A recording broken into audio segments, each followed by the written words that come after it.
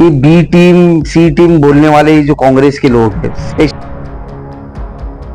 ये जो लोग चीख चीख कर हम लोगों को बी टीम बोलते, आज खुद बीजेपी की गोद में जाके बैठे हैं। सेक्युलर नहीं है, सब अपनी अपनी कुर्सी के ये लालची हैं, सब अपनी अपनी कुर्सी बचाना चाहते हैं। और ये जनता के साथ विश्वासघात हुआ है। मतदार जो आपको आपके ऊपर भरोसा करके वोट दिए थे, उनके साथ विश्वासघात हुआ है।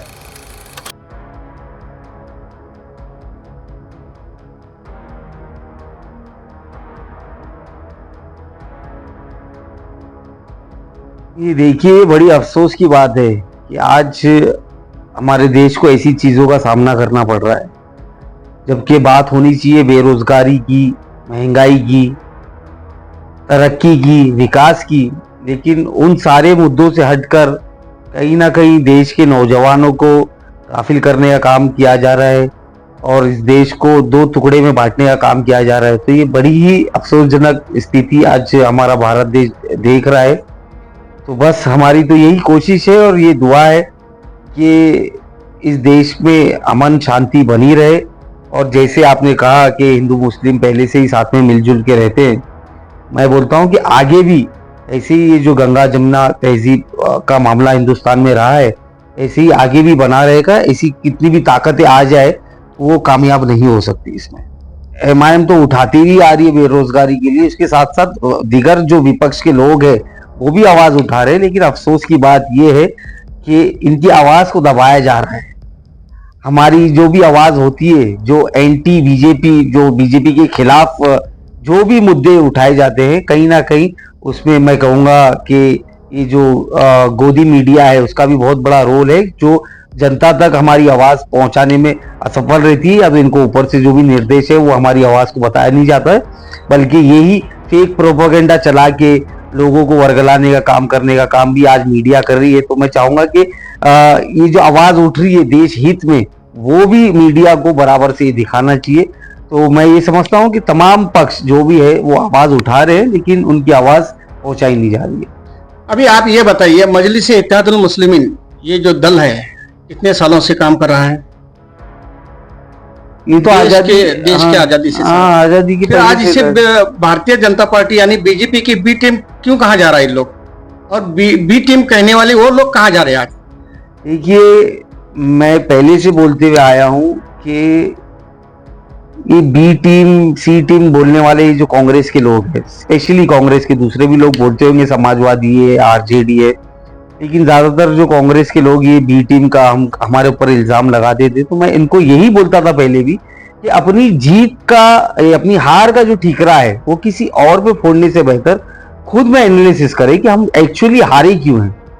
तो अगर मुस्लिम वोटर को ही आप अपनी वो नहीं समझ सकते जायदाद कि हम आपको ही वोट देना चाहिए, अगर आप हमारे वोट ले रहे हो तो हमारी बात भी करिए, संसद हो, असेंबली हो, कॉरपोरेशन हो, लेकिन आपको हमारी बात नहीं करना है, लेकिन हमारे वोट चाहिए। तो उसी को देखकर मुस्लिम वोटर जो है वो कांग्रेस से या दूसरी जो सो कॉल्ड सेक्युलर पार्टीज है उससे दूर हो चुका है। लेकिन इन लोग अपनी हार का ठीकरा हम पर फोड़ने के लिए हमको बी टीम बोलते हैं। मैं तो ये बोलूंगा कि भाई हमको तो कुछ करने की जरूरत नहीं है, हमको सफाई पेश करने की जरूरत ही नहीं है।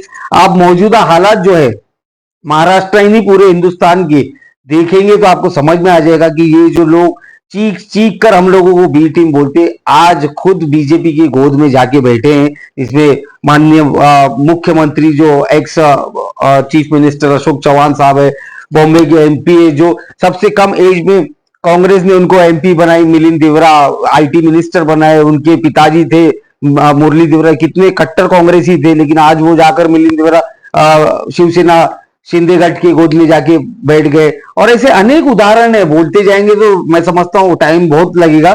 तो लोगों को अब ये समझ में आ चुका है कि ये बी टीम कौन है और कौन नहीं है। नहीं, अभी ये राष्ट्रवादी कांग्रेस भी जो अजीत दादा गढ़ बोलते हैं, ये भी बीजेपी के साथ है। बिल्कुल, तो ये भी हमको बी टीम बोलते थे, आज ये भी बीजेपी के साथ में है। तो मैं तो ये बोलूंगा कि कोई सेक्युलर नहीं है, सब अपनी अपनी कुर्सी के ये लालची हैं, सब अपनी अपनी कुर्सी बचाना चाहते हैं। और जनता के होते तो ये फैसला ही नहीं होता, महाविकास आघाड़ी नहीं बनती अगर जनता के होते तो। इलेक्शन के टाइम पे 2019 में बीजेपी और शिवसेना मिलकर अलायंस में लोगों का वोट मांगती है और रिजल्ट आने के बाद शिवसेना जाकर कांग्रेस के साथ सत्ता बनाती है, बीजेपी को छोड़ देती है, तो ये तो मैं समझता हूं कि ये धोखाधड़ी है। ये आपस में आप जो राजनीतिक पार्टी है वो उसका तो चलता है, लेकिन ये जनता के साथ विश्वासघात हुआ है।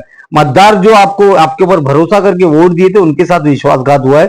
तो मैं नहीं समझता ये आज भी जो अलायंस दिख रहे हैं, ये युति सरकार का हो कि महाविकास आघाड़ी का हो, मैं समझता हूं कि सीट शेयरिंग मुद्दे पर इलेक्शन अनकरीब आने के टाइम पर ये सब टूट जाएगी। देखिए, वैसे ही अगर आपको एग्जांपल चाहिए तो मैं सोलापुर शहर के भी काफी सारे लीडर्स हैं, जो लोकल लीडर्स हैं, वो लोग ने भी राष्ट्रवादी में जो थे, कांग्रेस में जो थे, आज वो सब छोड़ के अजीत दादा गुट में शामिल हो गए, जिसमें काफी बड़े बड़े मुस्लिम नाम भी शामिल है। तो मैं बस इन लोगों को, जनता को यही बोलना चाहता हूं कि इनके पीछे, ये चीटर लोगों के पीछे अपना वक्त और अपनी मेहनत जाया ना करे।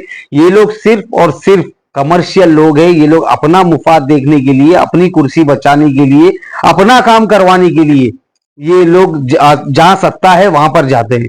तो मैं तो यही आह्वान करूंगा हमारे सोलापुर शहर की भोली भाली जनता से कि इन लोगों से चौकन्ने रहे और इन लोगों के ऊपर भरोसा नहीं करते हुए आने वाले कल में जो इलेक्शन होगा बड़ी समझदारी से अपना नीति को चुनिए। ताजा तरीन वीडियोस के लिए हमारा चैनल सब्सक्राइब कर बेल आइकन पर प्रेस कीजिए ताकि आपको मिले हर अपडेट सबसे पहले।